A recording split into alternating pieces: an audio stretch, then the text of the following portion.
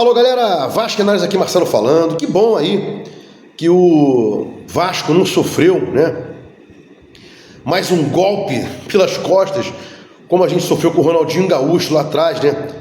No qual o Eurico Miranda anunciou o Ronaldinho e ele não veio, né? A gente virou chacota, não sei o quê, e eu acho que logo depois ele foi pro Fluminense, salvo engano. E, obviamente, não ia acontecer isso, porque o Ronaldinho nunca foi Vasco, mas o Coutinho é Vasco pra caramba, né? O Ronaldinho disse que viria pro Vasco, Eurico anuncia, Ronaldinho não vem, a gente fica com cara de tacho, Eurico fica com cara de tacho. Por quê? Ronaldinho não era Vasco, mas o Coutinho é Vasco, veio pra cá pensando em Vasco. Inclusive tem jornalista aí que disse que ele não viria para jogar no Vasco, seria uma suposição, nada disso. Ele veio para jogar no Vasco, fez exigências, né, 32 anos, eu sempre falo sobre isso, mas ele é muito Vasco, né? E o Vasco é o time que tem mais jogadores que são jogadores que são do clube, que jogaram, né? Tipo, eu quero voltar. A gente tem esse fenômeno aí. O Vasco é o time que tem mais jogadores que jogaram pelo Vasco e que querem jogar pelo Vasco em algum momento, querem voltar para o Vasco, né? É uma coisa mítica que a gente tem, né? Perdão, é uma coisa mística que a gente tem, mística, né? Acabou esse negócio, Coutinho veio para o Vasco, né? E focar amanhã. E antes pedir aqui, né, aos youtubers que fazem fakes aí, né? A força jovem, as torcidas, né? Que agora a gente começa um movimento de sócio-torcedor, né? Para ajudar o Vasco. Quem sabe aí a gente perguntando ao sócio se ele quer voltar o Vasco para o associativo ou então permitir o Vasco como majoritário na SAF, né? Então o que acontece?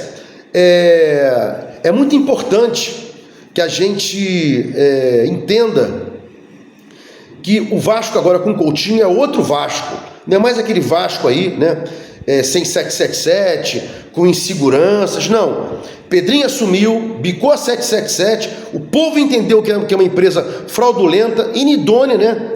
Sem expertise, e agora Coutinho, Alex Teixeira, Souza, Emerson Rodrigues, a volta do pai aí com calma, né?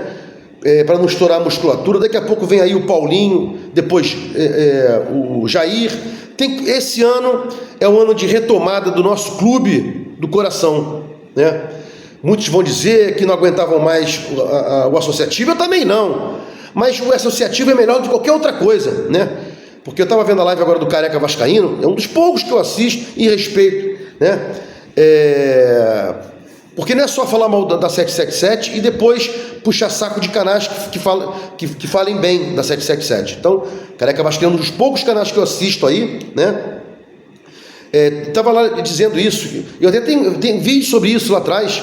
Eu falei que os caminhos dessa CL1 aí era Vasco virar majoritário da SAF, Vasco minoritário da SAF, ou então voltar para o associativo, né?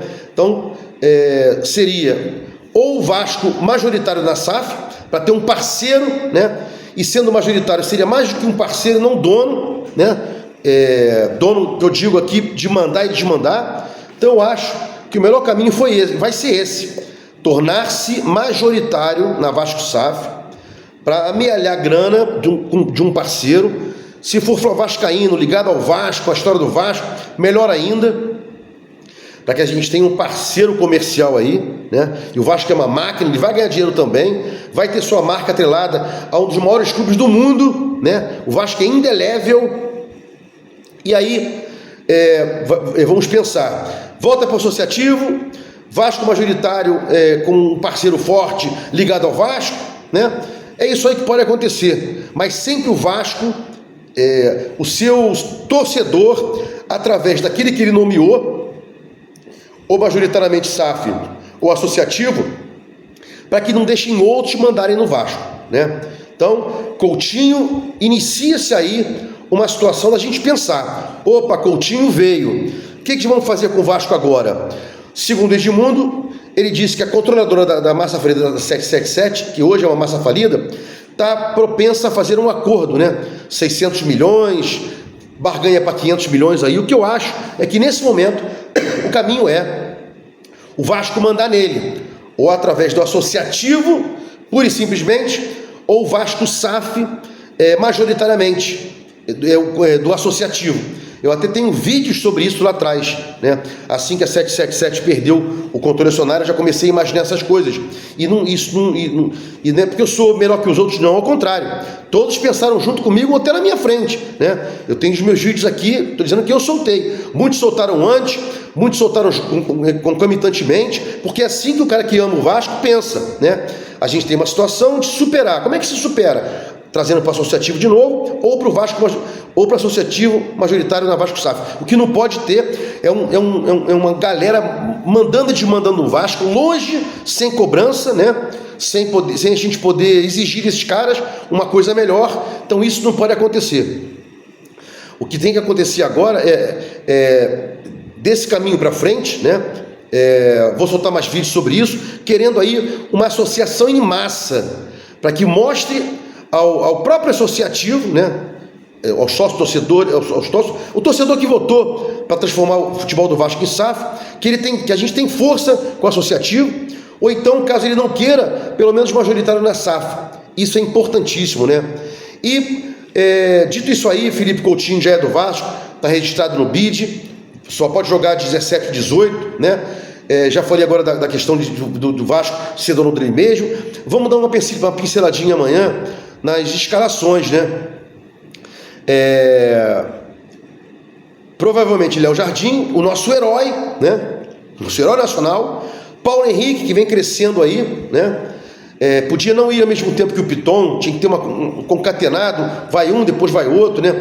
Para ficar pelo menos aqueles três aqui atrás, numa linha de três, né? Os dois zagueiros com um do lado direito, quando o esquerdo for, e os dois zagueiros com um lateral pelo lado esquerdo, quando o lateral direito for, ficar uma linha de três e na frente, dois volantões, para soltar essa galera todinha aí, né? Deixar JP jogar, deixar Adson jogar, David jogar, Verratti jogar, mais rápido, né? Do segundo terço para frente, e não terem que voltar até o final do primeiro terço para poder correr com a bola. É muito importante que o técnico fizesse esse tipo de situação aí, né? Essa linha de três, um dos volantes guardando posição, o outro subindo, na frente o Hugo Moura e Cocão, diminuindo esse espaço entre as linhas, entre a entrada da área e atrás dos volantes, né?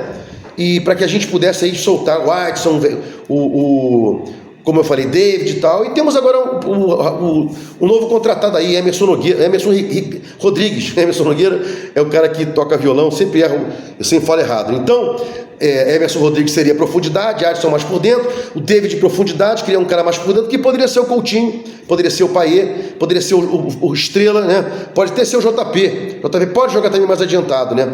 E Léo Jardim, Paulo Henrique, Maicon, Léo, Lucas Piton. Lucas Piton voltando, Maicon voltando, né?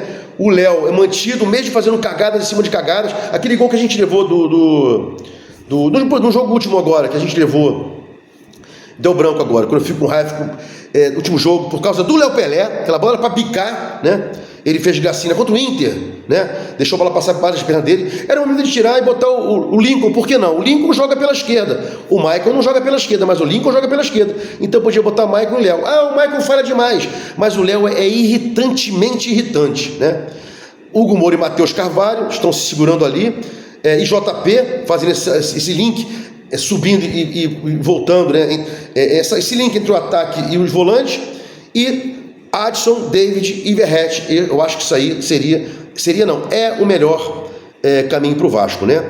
E aqui eu tinha separado uma questão para falar sobre as voltas, né? Me parece que eu já falei tudo aqui.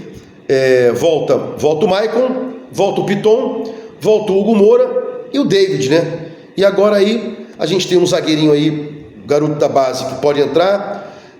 Tem aí o Esforza, que de vez em quando entra, ruim, mas tem quem entrar. E temos que arrumar mais peças na frente. Serginho e Rossi é pouco demais, porque o Vasco precisa para pontuar e chegar, quem sabe aí, numa Sul-Americana incontestável e tentar uma pré-Libertadores. Se gostou do conteúdo aqui, Vasco Análise, se inscreva, sininho para receber as minhas notificações quando os meus vídeos forem ao ar, né? Dá um like aí para o YouTube verificar o engajamento do meu canal com os inscritos. Vasco Análise, fique com Deus e até o próximo vídeo.